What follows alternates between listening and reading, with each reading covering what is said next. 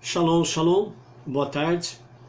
Hoje é dia 1º do mês de dezembro do ano 2020 e pelo calendário judaico nós estamos no dia 15 do mês de Kislev do ano 5781. Estamos dentro do mês de Kislev e a partir do dia 25 do mês de Kislev nós estaremos iniciando a nossa festividade de Hanukkah, os 8 dias em que nós celebramos Hanukkah, que Hanukkah significa festa das luzes, bem como também Hanukkah está ligado à reinauguração do Beit HaMikdash em Jerusalém. Então nós já vimos esses dias atrás a respeito de Hanukkah, e logo mais estaremos falando algumas coisas a mais depois da nossa aliá sobre Hanukkah, o que levou esta primeira guerra religiosa a acontecer com a influência da filosofia grega, que queria forçar com que os judeus viessem negar a sua fé, viessem negar o seu Deus, viessem negar os mandamentos, e dessa forma eles viessem a assumir, assimilar a filosofia grega com as suas divindades, o seu panteão, que está ligado diretamente ao panteão greco-romano, com os seus deuses, suas divindades, sua idolatria, seu paganismo, as suas orgias e por aí afora vai. Então, nós vamos ver depois a nossa aliá de hoje, nós vamos falar um pouco sobre o risco da filosofia grega, ok? E também vamos falar alguma coisa sobre os macabeus. Então, com a graça bendita de Hashem, nós estamos iniciando a tarde com a Torá. E a Torá, o firme sustentáculo da nossa vida, diante desse tempo presente que está aí diante de nós. Hoje iniciamos o primeiro dia do mês de dezembro pelo calendário gregoriano, e esse calendário nós estamos de uma certa forma sujeitos a ele devido à questão civil da nossa vida secular, que rege realmente aí o mundo inteiro, esse calendário. E portanto nós estamos nos últimos 30 dias do ano 2020. E precisamos realmente, amados, junto ao Eterno, estarmos aí elevando as nossas preces, não somente pelo nosso Brasil, devido a essa questão da pandemia, mas também em favor do mundo inteiro, porque realmente existe aí uma intenção de pessoas globalistas de trazerem um governo mundial, um único homem governando o mundo inteiro, cada segmento religioso aí tem o seu estilo de falar a respeito desse único governante. Mas nós sabemos, dentro da raiz judaica, que o mundo inteiro, o universo inteiro, está sob a direção do Todo-Poderoso, o único Deus, o único Salvador e o único Criador. Dessa forma, nós temos aí as nossas bases judaicas, junto com os nossos rabinos e os nossos sábios do passado, que são verdadeiros guardiões da sabedoria do futuro, que é revelado no presente. Dessa forma, nós sabemos que nós não temos motivos para ter medo de quem quer que seja, de sistema religioso implantado, seja ele qual for. Não temos motivo para ter medo de homens ou líderes políticos do mundo inteiro, porque nós sabemos que tudo segue o plano divino. E nós sabemos, e o nosso Rebbe nos falou nesses últimos tempos, que nós somos a última geração sem Mashiach, e que Mashiach ele há de se revelar dentro desta última geração. E nós somos essa última geração. Por isso, o nosso Rebbe desde a década de 50, 60, 70, 80, começo de 90, juntamente com os rabinos do Chabad, a partir do Brooklyn, nos Estados Unidos, para o mundo inteiro, tem dito uma única palavra, que Mashiach se revele em nossos dias, que seja para agora. Amém. Então, diante de nós, temos aí o nosso desafio da nossa missão. A nossa missão é trazer luz para esse tempo presente. A nossa missão é estar realmente fazendo com que a palavra da Torá, que é a luz que emana do trono da graça de Hashem para as nossas vidas e para o mundo, a Torá, que é a água límpida, viva, que vem limpar, purificar e trazer verdadeiramente uma novidade de vida. É dessa forma que esta luz vai dissipando as escuridões, é dessa forma que esta água límpida vai limpando, vai purificando esta sujeira toda que está aí fora. Então, é dessa forma que nós precisamos estar preocupados no sentido de cumprirmos a nossa missão. Quanto mais Torá nós levarmos adiante, né?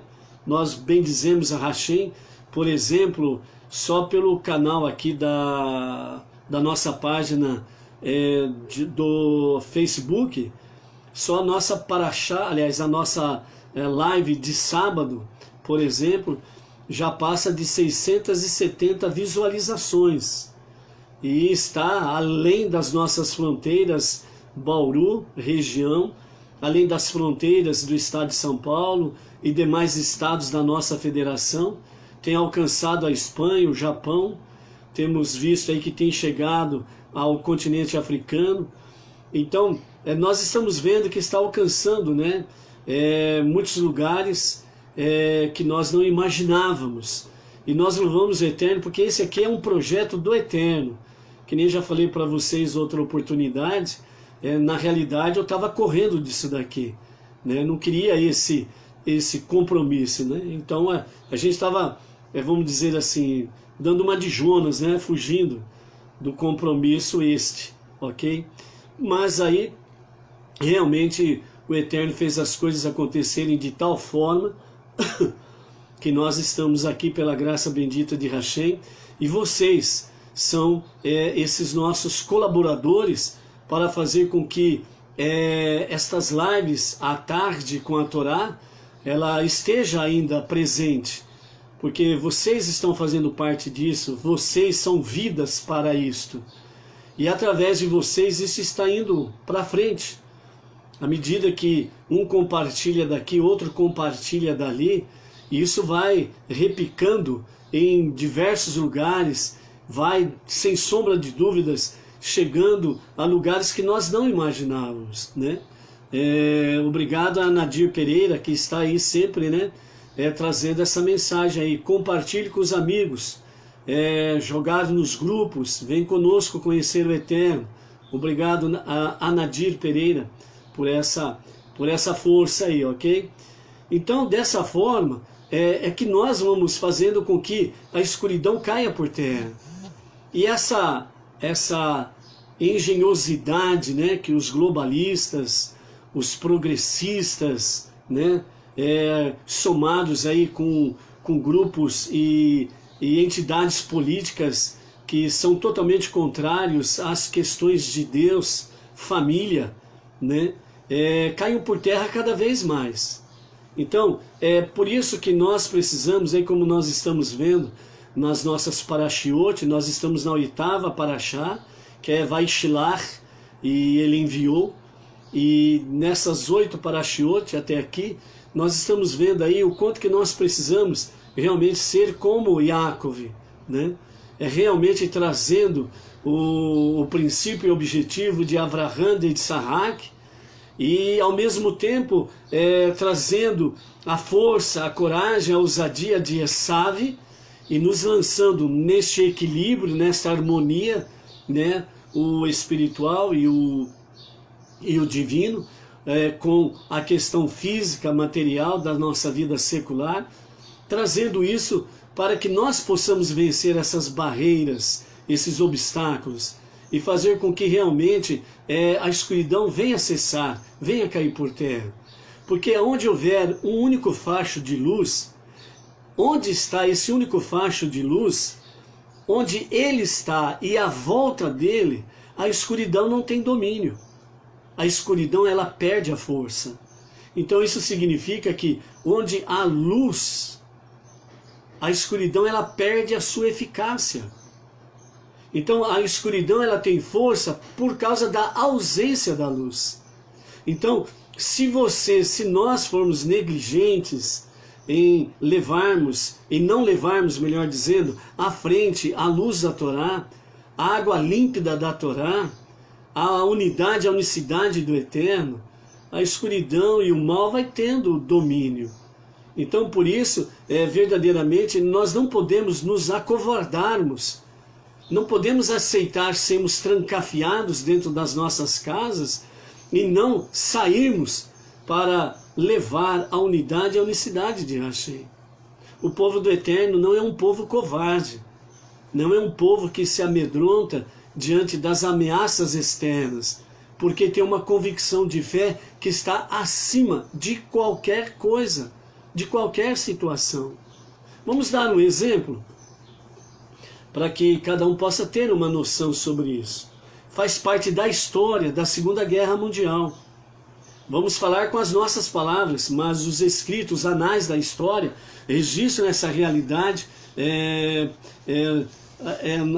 nos anais da história, e todo mundo conhece isso daí do que nós vamos falar, certo? E essa história, ela diz da seguinte forma: foi um pastor evangélico que falou na Europa isto, e repercutiu em todo o meio religioso por aí afora. Quando os nazistas e os socialistas chegaram, né, então ele disse ali na Europa, eles vieram primeiro buscar os sindicalistas. Então, como eu não era sindicalista, eu fiquei no meu canto quieto. E eles vieram, pegaram os sindicalistas e levaram embora. Depois, eles vieram atrás de quem? Resumindo a história, ok?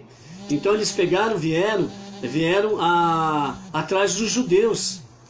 Mas como eu não era judeu, certo? Como eu não era judeu, houve uma pequena interrupção aí, mas já voltamos aí, ok? Então, voltando nessa história, o que aconteceu? Aí vieram atrás, né, segundo o próprio histórico desse pastor, aí vieram atrás dos judeus. Mas como eu não era judeu, eu fiquei no meu canto quieto. Aí depois eles vieram atrás dos religiosos, os evangélicos, as lideranças religiosas. Aí o que aconteceu? Não tinha ninguém para me salvar, porque eles já tinham levado todos os outros, e não havia ninguém para me salvar mais. Então, quando, de uma forma bem resumida e bem simples para se entender, quando o povo se acovarda, os ditadores tomam conta. E ao tomarem conta, você perde totalmente a sua liberdade de expressão, a sua liberdade religiosa, a sua liberdade de conviver em família, a sua liberdade de conviver em paz com seus vizinhos e amigos. Então essa é a realidade, esse é o perigo que o mundo corre. E por isso nós precisamos trazer, sem sombra de dúvidas, a luz.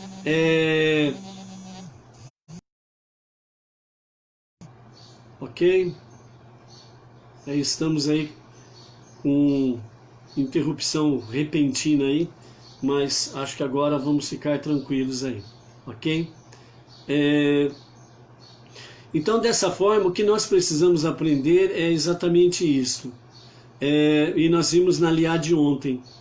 Você não pode se acovardar diante da tua convicção de fé. Precisa sim seguir em frente. E precisa ser esta luz para fazer a escuridão cair por terra, Você precisa ser essa água límpida para fazer com que verdadeiramente comece a se limpar toda a sujeira. E dessa forma nós abreviamos os dias para a revelação de Mashiach, que fará plenamente a redenção do mundo. E onde se concretizará com a revelação do verdadeiro Mashiach, né, se concretizará então as profecias que estão aí nas sagradas letras, nas sagradas escrituras, né, onde a guerra cessará, onde os instrumentos de guerra se converterão em instrumentos agrícolas, as famílias viverão em paz, em harmonia, não haverá inimizade entre as famílias e os seus familiares, certo? E o mundo terá, enfim, a sua restauração, e o mundo através de Mashiach, então haverá a redenção, onde plenamente, né, a terra será curada, e então veremos e participaremos deste momento glorioso com o Mashiach. Mas temos aí um percurso, um espaço de tempo ainda a percorrer, e nós precisamos fazer a nossa parte, porque se a escuridão ela tomar conta de tudo, então os dias de Mashiach se tornarão mais difíceis de se revelar. Portanto, venhamos nos abrigar na Torá, os 5 primeiros livros das Escrituras, da Bíblia.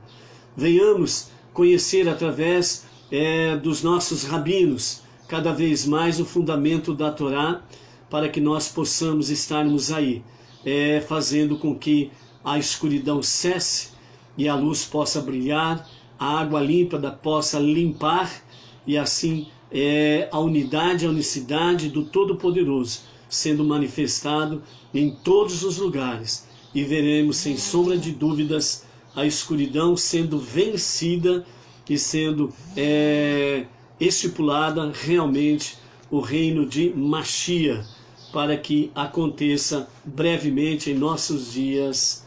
Amém. Ok? Então, por isso, ao você olhar aí para fora e ver as coisas que estão acontecendo, sem sombra de dúvidas, veja o quanto que nós precisamos realmente interceder junto ao Eterno, pelos méritos dos nossos antepassados, né, para que realmente verdadeiras lideranças, né, nos seus países venham aí fazer com que não deixe, né, prosperar o mal, esse globalismo todo que quer erradicar a família e toda e qualquer liberdade civil, liberdade religiosa. É um perigo que o mundo está correndo, e nós não podemos estar cegos a esta realidade, né? Como disse essa questão sobre a guerra mundial, né? Eles começam a dominar aqui e ali, e chega um ponto em que vem sobre você, e aí então não tem ninguém para te defender. Lembremos dessa forma, né, os dias de Esther e o seu tio Mordecai, ok? Quando Mordecai avisou e alertou Esther, né, o seu nome verdadeiro era Hadassah, a respeito do intento de que os judeus seriam caçados e seriam exterminados, ele disse a Esther, né, dizendo, não é porque você é a rainha do rei e que ele não conhece a tua identidade ainda como de uma judia, que não chegará a ti também este mal, né, caso você não faça nada.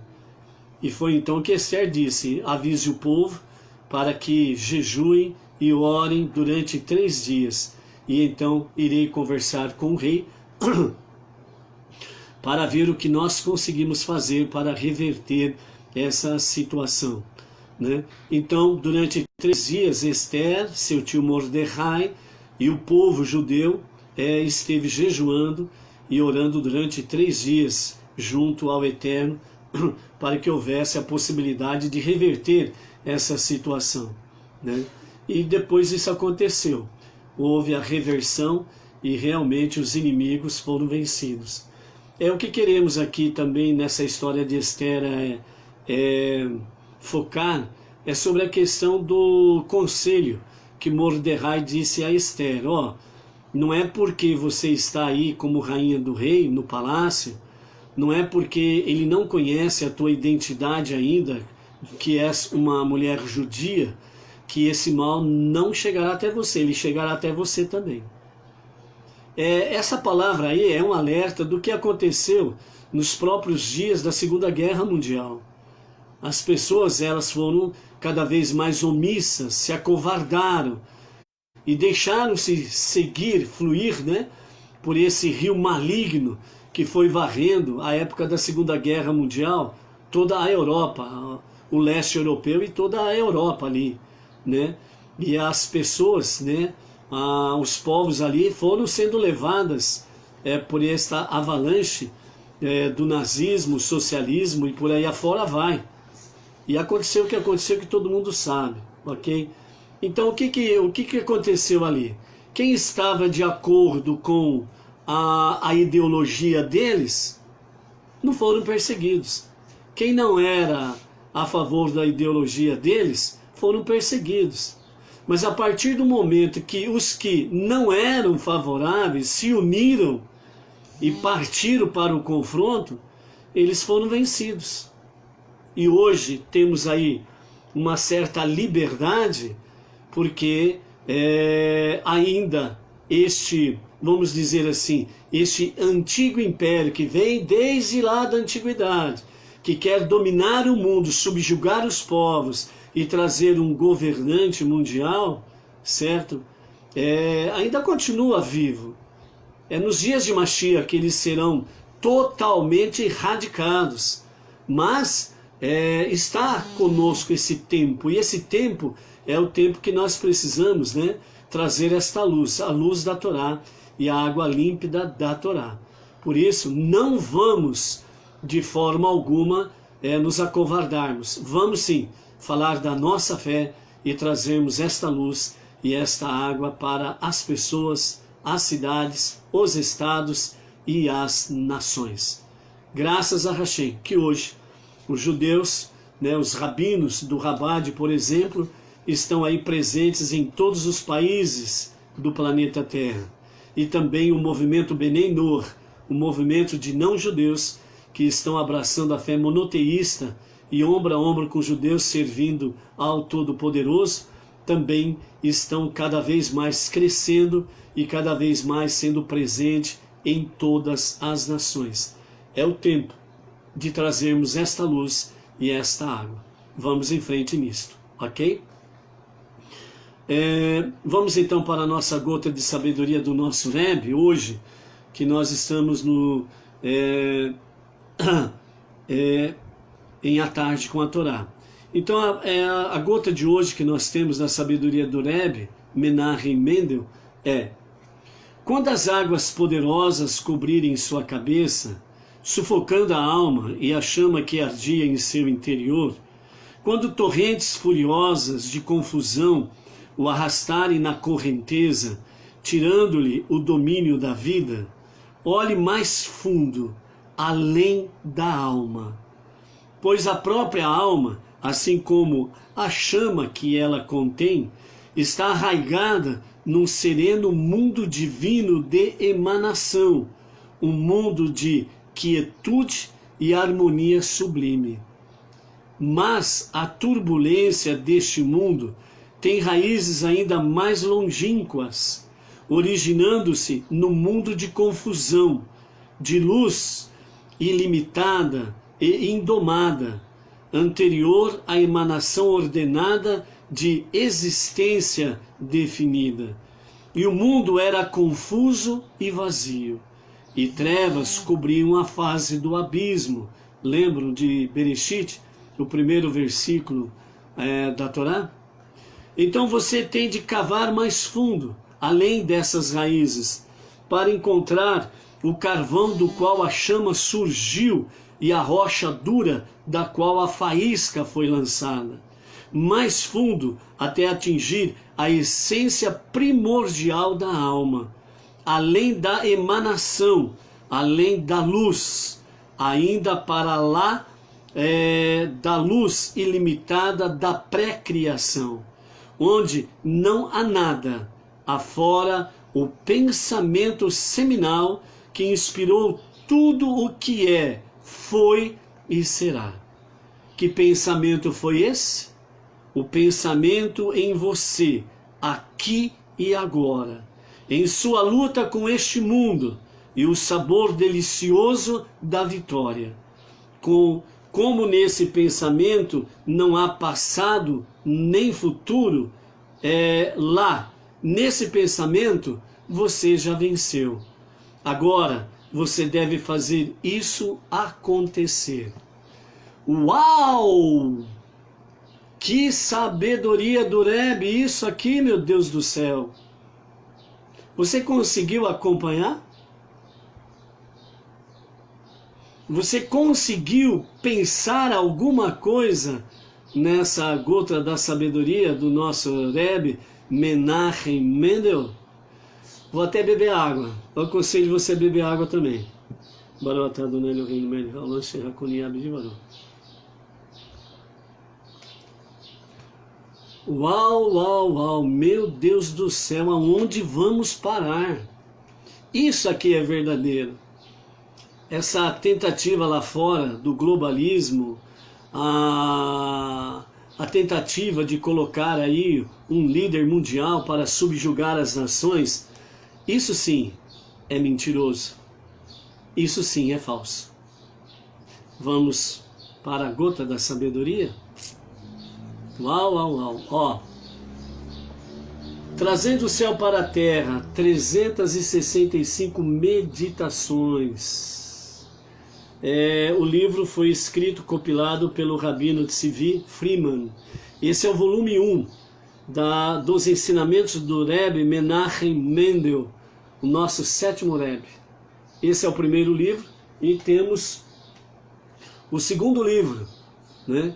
Esse segundo livro aqui eu recebi de presente do nosso querido e amado Bonafé, lá de Jaú, né, dele e da sua família. Muito, muito, muito maravilhoso esses dois livros. São meditações diárias. Vamos aqui? Quando as águas poderosas cobrirem sua cabeça, sufocando a alma e a chama que ardia em seu interior, quando torrentes furiosas de confusão o arrastarem na correnteza, tirando-lhe o domínio da vida, olhe mais fundo, além da alma. Vamos parar aqui por enquanto. Quando você olha para esse tempo tenebroso que está aí fora, e você percebe essas coisas acontecerem, e você se sente sufocado, você sente que parece que a sua alma vai perecer, parece que você não vai conseguir alcançar o alvo, o objetivo, que é a redenção nos dias de Mashiach. Você sente que, meu Deus do céu, como vai ser amanhã diante de tudo isso que está acontecendo lá fora? Então essa correnteza, ela vem sobre você e parece que está sufocando, afogando a tua alma e parece que está tirando a tua vida. Então, quando isso acontece, com a permissão divina, não podemos esquecer desse detalhe, com a permissão do Todo-Poderoso. Por quê? Qual a finalidade? Porque Ele quer que você olhe mais fundo. Ele quer que você olhe além da sua alma. Como que você vai olhar além da sua alma? Como que é isso? Essa minha alma é a minha vida. Sem a minha alma eu estou morto. Como vou olhar além da minha alma? Vamos continuar. O Rebbe traz direção, orientação, discernimento, respostas. Continuando. Pois a própria alma, como a chama que ela contém, ou seja, a tua alma contém uma chama. Lembram que, que estamos falando nesses últimos dias. A tua alma divina que tem no seu interior uma centelha divina. Que essa centelha divina é a Shekhinah, a presença de Hashem, é a chama da tua alma. Pois a própria alma, assim como a chama que ela contém, está arraigada no sereno mundo divino de emanação, um mundo de quietude e harmonia sublime. Segundo os nossos sábios, o mundo de emanação é o mundo chamado Atzilut. É o mais sublime e mais elevado mundo. É o mundo da emanação, né? É aquele que está bem mais elevado do que o nosso mundo de Asiá, o nosso mundo de ação, certo? Então, neste lugar, onde há um sereno mundo divino, um mundo de quietude e harmonia sublime. Isso significa que tudo, falamos ontem, tudo no universo, no mundo visível e no mundo invisível, estava no pensamento primordial de Deus. Por isso que nesse mundo de emanação do Todo-Poderoso, tudo era de quietude e harmonia sublime, porque tudo estava no pensamento de Deus.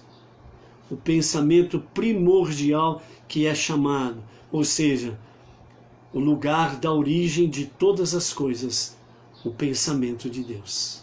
Em seguida, mas a turbulência deste mundo tem raízes ainda mais longínquas, originando-se no mundo de confusão e luz ilimitada e indomada, anterior à emanação ordenada da existência definida, onde está. E o mundo era confuso e vazio, e trevas cobriam a face do abismo, o mundo da confusão. Este é o mundo de Asiá, o mundo da ação, o mundo da confusão. Por isso Deus deu a cada um de nós a missão de corrigir isto. Lembram do quebra-cabeça? Lembram que tudo no pensamento primordial de Deus, mas Ele permitiu que isso viesse cair, porque Ele disse, haja, e vieram existir todas as coisas, e elas se quebraram, estilhaçaram-se e tornaram-se pequenas peças de um grande quebra-cabeça. E cada um de nós somos responsáveis para juntar peça por peça, para fazer com que volte a ser como no pensamento primordial de Deus, como na sua origem. E quando nós fazemos isto, esse quebra-cabeça continua com aqueles sinais de divisão, aqueles sinais onde peça por peça do quebra-cabeça são juntados, mas as cicatrizes de ter sido estilhaçado continuam. Mas quando o Mashiach vier e se revelar, então ele fará com que isto seja definitivamente curado, sarado, e então se tornará uma peça única, como o pensamento primordial de Deus. O mundo perfeito, que Mashiach estará fazendo tudo isto em preparação para o Olam Rabá, o mundo vindouro, o mundo perfeito, que era o que estava no pensamento primordial de Deus, de fazer deste mundo o seu lar. Então você tem de cavar mais fundo, além dessas raízes, para encontrar o carvão do qual a chama surgiu e a rocha dura da qual a faísca foi lançada, mais fundo até atingir a essência primordial da alma. além da emanação, além da luz, ainda para lá da luz ilimitada da pré-criação, onde não há nada, afora o pensamento seminal que inspirou tudo o que é, foi e será. Ou seja, aqui o Rebbe está dizendo, você vai ter que buscar isto no pensamento de Deus.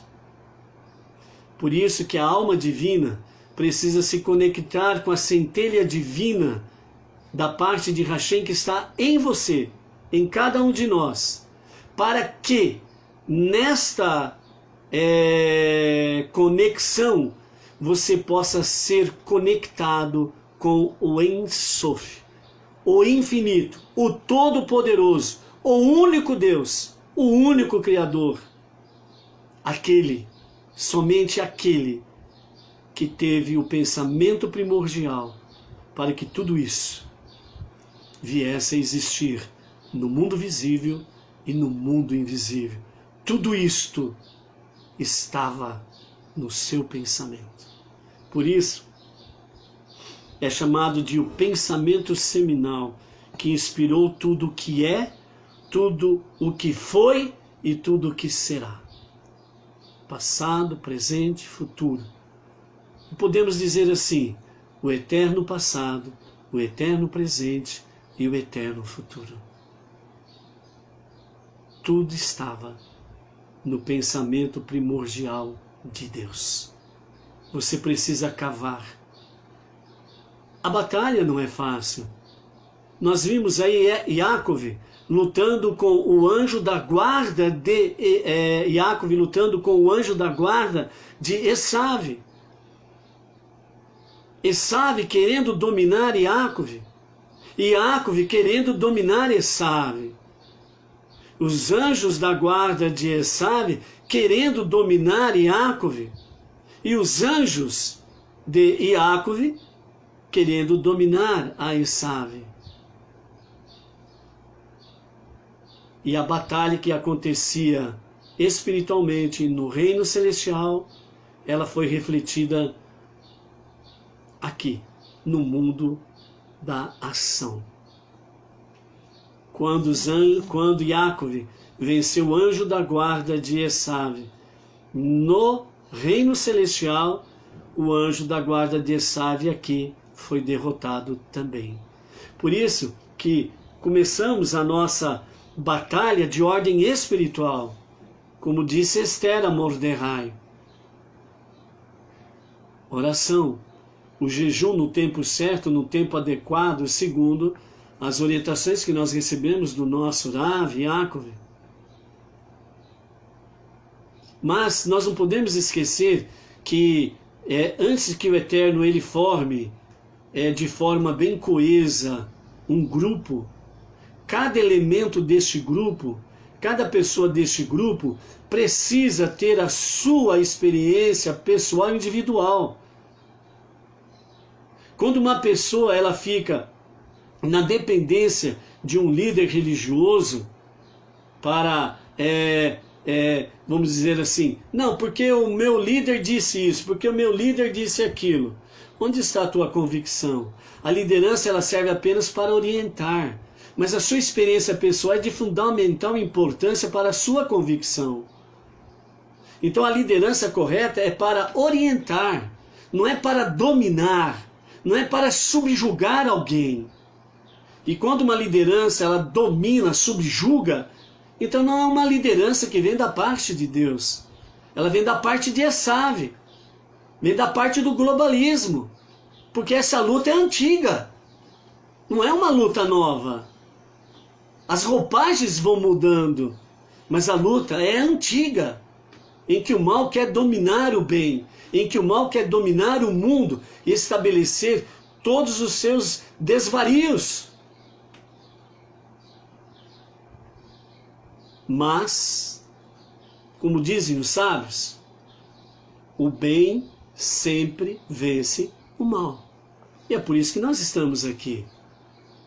É por isso que nós temos ainda a liberdade, com a graça de Hashem, que não cessará, Baruch Hashem, que não cessará a nossa liberdade de expressão, a nossa liberdade religiosa, a liberdade do livre pensamento. Porque quanto mais nós falarmos, mais vivermos, quanto mais nós estivermos junto ao trono da graça para fazermos as nossas intercessões, certamente a escuridão e o mal continuarão sendo derrotados. E o bem continuará vencendo. E na sequência diz: que pensamento é esse? Que você tem que ir além das suas raízes. Você tem que procurar esse carvão da qual a chama surgiu e a rocha dura da qual a faísca foi lançada. Nós temos aí a palavra que nos fala, né, sobre as faíscas que saíram da rocha. A rocha é a Torá, as faíscas são aqueles dezenas, centenas, milhares e milhões daqueles que nos quadrantes da terra, as faíscas que saem da rocha, as faíscas que saem da Torá, daqueles que anunciam, daqueles que falam, daqueles que não se acovardam, daqueles que não são medrosos em dizer o que é, quem é, e principalmente de falar quem é o seu Deus. Falar da unidade e da unicidade do seu Deus, que não tem vergonha e nem medo de falar do seu Deus e da sua Torá. Então diz: que pensamento foi esse? O pensamento em você aqui e agora, em sua luta com este mundo e o sabor delicioso da vitória. Esse é o único Deus, não tem outro. Esse é o único Deus que diz a cada um que nele confia que na sua luta você já tem a vitória garantida. É o único Deus que fala, mostra, prova que todos aqueles que somam-se com Ele nessa luta desse tempo, deste mundo, tem a sua vitória garantida. E então, como nesse pensamento não há passado nem futuro, lá nesse pensamento você já venceu. Porque, tente compreender, o teu eterno futuro é o teu eterno presente, que é sustentado, fortalecido pelo eterno passado. Portanto, lá não há passado nem futuro, é um eterno presente. O teu futuro está no presente, o teu passado está no presente. E é nesse pensamento que você tem que cavar, cavar e cavar, para chegar ao pensamento primordial do Todo-Poderoso. Agora você deve fazer isso acontecer. O futuro, ele só poderá ser real se esse futuro estiver agora no presente, sendo vivido por cada um de nós. Por isso lá não há nem passado e nem futuro. É o presente que conta. É o presente que conta. Lembra o que o profeta Ezequiel diz? Que o Eterno ele não se alegra com a morte do ímpio, mas que ele faça techuvá. Assim como também ele diz que naquele momento em que a sua vida está sendo ceifada, nesse tempo que chamamos agora, o que vai contar é esse momento, o momento da sua partida deste mundo físico, no sentido em que está agora. Esse momento é importante, porque ele vai selar este presente, ele vai selar o teu eterno futuro.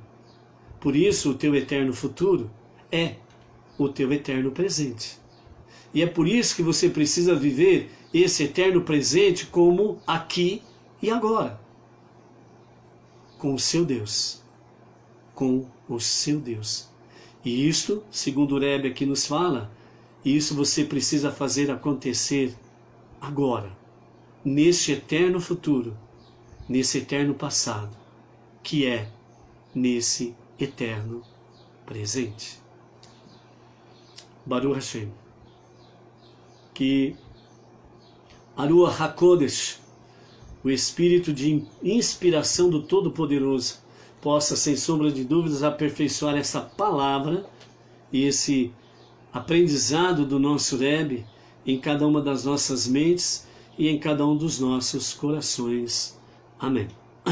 Vamos para a nossa terceira aliá, né? A nossa terceira aliá está na 8ª Parashá, Vaishilach, que significa ele enviou, e está em Bereshit, Gênesis, capítulo 32, a partir do verso 31, e nós vamos até o capítulo 33 e o verso 5. A nossa aliá, leitura chamada a leitura da Torá, com comentários de Rashi. Capítulo 32, a partir do versículo 31. Yaakov denominou o lugar de Peniel, a face de Deus, porque ele disse: vi um anjo de Deus face a face, e no entanto minha vida foi poupada. Enquanto Yaakov ainda estava no local da luta, a visão do anjo dominava sua mente, de forma que ele só fez alusão à face de Deus, quando nomeou o lugar. Porém, depois que ele deixou o local da luta, a recordação dessa vivência direta foi ofuscada pelo fato notável de que ele sobrevivera à experiência avassaladora de confrontar o anjo da guarda de Esav. Portanto, ele começou a chamar o lugar não de Peniel, mas de Penuel, lugar, uma contração da palavra Panav, El, sua face, viu um anjo de Deus. Milagrosamente, o sol levantou-se sobre ele mais cedo do que deveria naturalmente, quando ele passou Penuel. Assim como se pusera mais cedo do que deveria naturalmente, quando Yaakov voltou de Harã para rezar no Monte Moriá, porque ele mancava, beneficiando seu quadril deslocado. E Deus queria que o poder de cura do sol apressasse sua recuperação. Contudo, o ferimento só sarou completamente 1 ano e meio depois. E é só abrindo um parênteses aqui, né?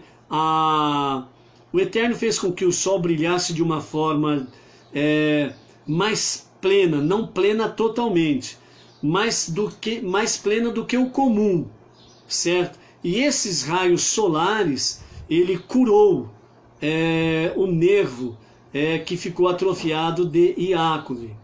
Só que ele foi curado naquele momento. Só que a cura se revelou plenamente na vida de Yaakov 1 ano e meio depois, que nós veremos aí na próxima aliá, no capítulo 33, verso 18, onde nos fala que Yaakov estava andando naturalmente, porque naquele momento estava manifestado a cura plena, a cura completa de Yaakov, né? E abrindo um parênteses aí, né, um paralelo a essa história do sol aí, né? Muitos médicos nos dias atuais, especialistas, estão dizendo o quanto que é importante nós tomarmos sol, né, no período das 10 da manhã até as 4 da tarde, num período de 15 minutos, de 15 a 20 minutos no máximo, né, tomarmos um banho de sol nesse sentido, para trazer cura para muitas coisas na nossa vida, que é a tal de vitamina D, né? Então é importante nós estarmos atentos a isso aí também, ok? Fechando o parênteses, vamos continuar, verso 33. Por isso até hoje, quando comem carne de animal, os israelitas não comem o nervo que foi deslocado quando Yaakov lutou com o anjo da guarda de Esav, isto é, o nervo da articulação do quadril, o ciático, porque o anjo tocou na articulação do quadril de Yaakov, fazendo com que esse nervo ficasse temporariamente deslocado. Capítulo 33, verso 1 a 5. Yaakov ergueu seus olhos e viu que Esaú se aproximava, acompanhado por 400 homens. Então ele foi ao segundo acampamento, que era composto pelos membros de sua família, e dividiu os filhos entre suas respectivas mães, Leia, Rachel e as duas servas. Ele os colocou em ordem crescente de importância, as servas e seus filhos na frente, Leia e seus filhos em seguida, e Rachel e seus filhos, e seu filho Yosef, ou José, por último. Foi na sequência do nascimento, né? Por isso, ordem de importância. Ele foi adiante deles, posicionando-se na vanguarda de seu acampamento para confrontar Esaú primeiro, caso ele começasse a lutar. E prostrou-se 7 vezes enquanto se aproximava de seu irmão. Esaú, vendo o irmão prostrar-se, ficou profundamente comovido com essa deferência e abandonou seus planos de atacar Yaakov. Em vez disso, ele correu ao seu encontro, abraçou-o do fundo do coração e lançou-se sobre seus ombros. No entanto, ele não foi completamente dominado pela emoção. Beijou-o, mas não do fundo do coração. De outro ponto de vista, Esaú beijou Yaakov do fundo do coração, mas essa demonstração espontânea de emoção foi apenas passageira, e eles choraram de alegria quando se abraçaram. Esaú ergueu seus olhos e viu as mulheres e as crianças e perguntou a Yaakov: quem são estes para ti? Ele respondeu: estes são as mulheres e os filhos que Deus teve a bondade de conceder a teu servo. Amém. Então aqui nós encerramos a nossa terceira aliá, e amanhã nós vamos para a nossa quarta aliá. E amanhã nós vamos entrar um pouco mais com detalhes, segundo a Mishnah, que os sábios nos trazem, o que significa de fato esse encontro aqui, né? Yaakov se dobra, se inclina 7 vezes diante de Esaú. A princípio parece que Esaú ele ficou emotivo, ficou emocionado, né? Parece, né, que ele abandonou os seus objetivos de vingança, de matar a Yaakov, né? Então, os comentários de Rashi aqui nos falam, né, que foi algo passageiro. Amanhã nós vamos ver o que a Mishnah nos fala desse encontro aqui. Será que realmente o objetivo dele foi apenas abraçar fraternalmente o seu irmão Yaakov? Será que Esaú, no momento de beijar o seu irmão Yaakov, era simplesmente de fato beijá-lo com o amor fraternal, um amor sincero de um irmão? Será que era isso mesmo? Ou será que ele estava aí, né, com intenções de Mike Tyson, né, de dar uma bela de uma mordida na orelha, no pescoço de Yaakov? Amanhã nós veremos esse capítulo aí, o que significa sobre isso, ok? Então vamos falar um pouco rapidinho aí sobre a nossa questão de Hanukkah, né? Segundo os sábios, a primeira guerra religiosa que aconteceu foi nesses dias, no tempo dos Macabeus, né? Que foi entre o ano 175 e 164 antes da Era Comum, que é essa era que nós estamos vivendo aqui, né? Então, nesse período aí, os gregos, né, eles tiveram domínio da Terra Santa de Jerusalém, e eles quiseram implantar, né, à força a sua ideologia, né, conhecido como a filosofia grega, né, em todo e qualquer lugar. Quando alguém quer de forma forçosa, obrigatória, forçar, impor, ditar, né, como um ditador, ideologias, filosofias, entre aspas, né, leis. Tudo isso daí faz parte de uma guerra desde a antiguidade. O mal querendo dominar o bem, né? E Baruch Hashem, que só existe um soberano, existe só um Deus e existe só um Salvador. E tudo está sob a sua autoridade. Então por isso que o bem sempre vence e vencerá o mal, ok? Então vamos lá. A história da filosofia grega, os sábios trazem para nós, através dos escritos dos livros, né, de 2 livros, 1º e 2º Macabeus, a história de Hana e os seus 7 filhos, né, uma história dolorosa, real, que aconteceu nesses dias em que Antíocos IV quis implantar à força a filosofia grega na terra de Israel, em Jerusalém e sobre os judeus. Na época dos Macabeus, quando os gregos tentaram humilhar os judeus e afastá-los do judaísmo, Antíocos IV, que reinou neste período, do ano 175 até 164 antes da Era Comum, mandou buscar Hana e os seus 7 filhos.